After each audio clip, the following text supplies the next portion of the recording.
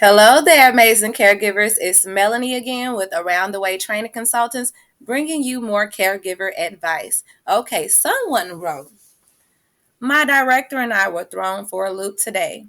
A parent accused one of our 5-year-old students of showing her 7-year-old child her private parts. Upon hearing this news, I knew that it had to be a mistake. So we have to get to the bottom of it right away. After speaking with the teacher, I discovered innocently during outside playtime, the 5-year-old came to the teacher and asked the teacher, "Hey, look at my mosquito bite," and lift up her shirt. The 7-year-old said, "She's showing her private parts." And the teacher corrected both of them immediately. She asked the 5-year-old to please put her shirt down, and she told the 7-year-old, "Hey, that was not her private parts, that was her tummy." Well, the 7-year-old went home and told her parents that the 5-year-old showed her private part. Now the mother is threatening to remove the her children from the child care center. She also asks, are the kids even being watched? This owner or director is indicating that there are only 7 students in that particular class at the time. She feels really bad because the teacher is being accused of doing something that she knows she didn't do, and the student is also being accused of something, of doing something malicious or something pervertish. And, the little girl is an innocent, sweet baby who wouldn't have done anything like that. So, this particular owner or director is in a dilemma. She's feeling very defeated. What kind of advice could she be given? So, the advice that I would give to you is, if the parent wants to leave, that's completely up to the parent. I'm not going to tell you to beg her to stay or force her to go. Either way, that's really up to you and what you think will be best for the center. This is what I would say.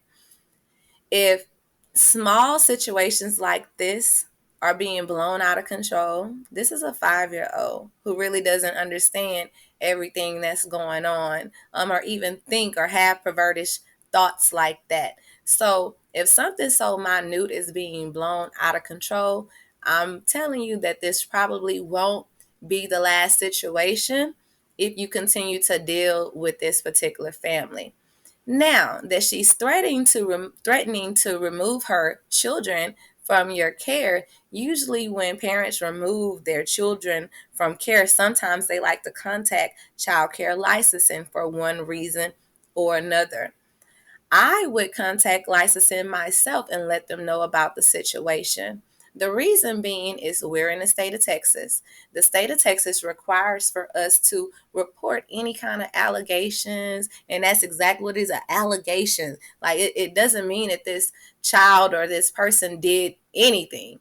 The fact that there's an allegation floating around, you definitely want to clear everything up and save the reputation of the child care center in which you work for. So I would contact licensing first. I would let them know the situation. I would give them the opportunity to decide whether they want to investigate the matters or not.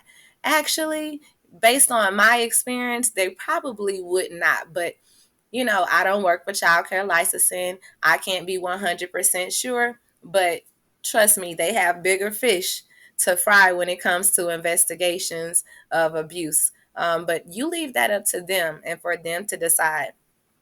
Another thing that I would do is contact all of the parents of children that was in that classroom. So if it was 7 and those 2 are involved, I would make sure those other 5 parents receive a memo. I certainly would not, please do not indicate the name of the students that was involved in the incident. However, you want to inform them. And the reason we're doing this is because we want to be proactive. We want to get ahead of the problem before it snowballs out of control. Because when you hide stuff or when you try to keep stuff on the hush, it makes you look guilty.